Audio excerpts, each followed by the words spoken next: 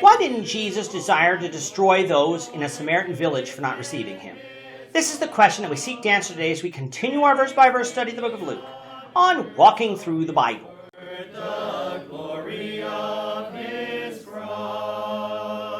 If you have a Bible with you, you can turn to Luke chapter 9. We're going to be reading from verses 49 to 56. If you don't have a Bible, don't worry. Just follow along with us on the screen.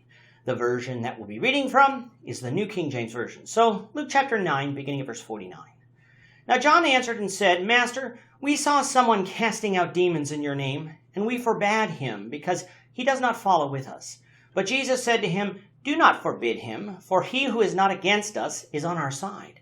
Now it came to pass, when the time had come for him to be received up, that he steadfastly set his face to go to Jerusalem, and sent messengers before his face. And as they went, they entered a village of the Samaritans to prepare for him.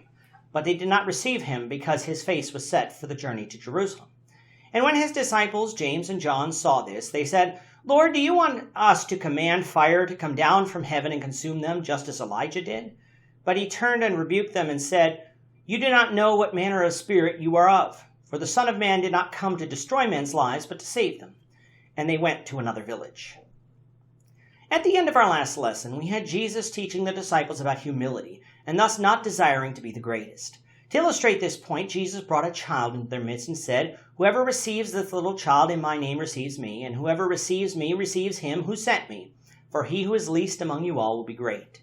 The point of Jesus' teaching is that the spirit of a child is humble. They're trusting of their parents to protect and provide for them. That's what the disciples needed to be. They needed to stop their petty rivalries and humbly submit to God. Now, John seems to latch onto the last part of Jesus' response about receiving Jesus and tells Jesus that there were others who were not part of the disciples following Jesus around who were casting out demons in the name of Jesus. John said that the disciples told them to stop doing so. Jesus responded that they shouldn't have done this, for if they could really perform miracles in the name of Jesus, then they must be believers, and thus God gave them this power. Jesus was telling them that they didn't have to be a part of Jesus' inner circle that followed him around in order to be followers of Jesus. They simply had to follow in faith. Today, this passage could be misused in order to try and teach that all denominations who claim to follow Jesus are acceptable, and that therefore we shouldn't teach against them. But that is not what Jesus is teaching.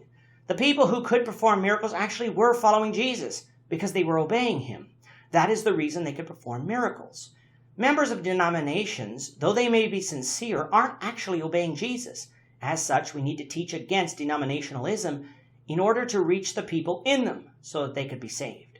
A more fitting application of Jesus' teaching is that we shouldn't speak against another congregation who is actually following Christ simply because they are not part of our group.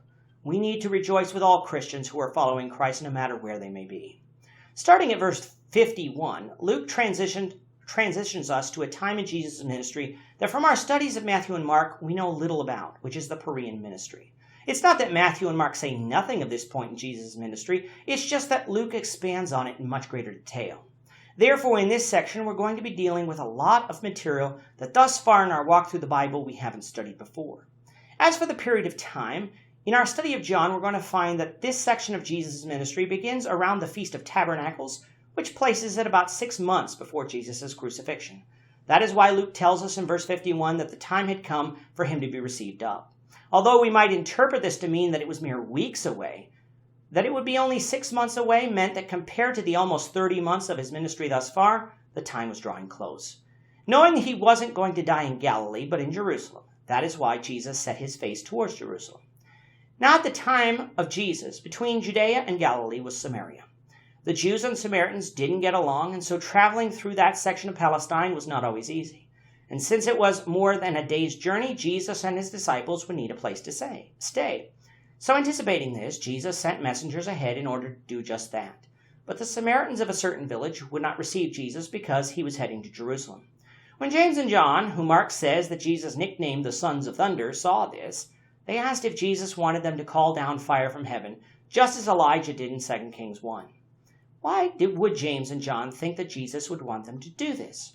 Perhaps it's because they both had recently seen Elijah on the Mountain of Transfiguration, and that reminded them of that story. Although we can't know for sure, Jesus rebuked the two for this attitude, telling them that the Son of Man came not to destroy men's lives, but to save them. That message still rings true today. It is not the Christian's job to have God kill all the ungodly. Our desire should be to save them, so we should be praying for God's long suffering.